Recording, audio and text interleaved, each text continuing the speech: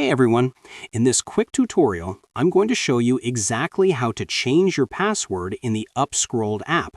So if you want to improve your account security or simply update your login details, follow along step by step to get it done.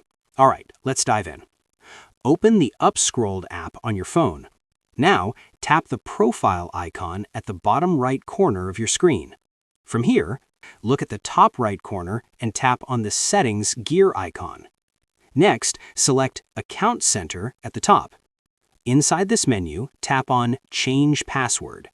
First, enter your current password in the top field. Then, type your new password in the second field. Make sure your new password is strong and easy for you to remember. Once you're done, tap Save to confirm the changes. And that's it. Your Upscrolled password has been successfully updated. If this tutorial helped you, make sure to like the video and subscribe for more quick and easy fixes.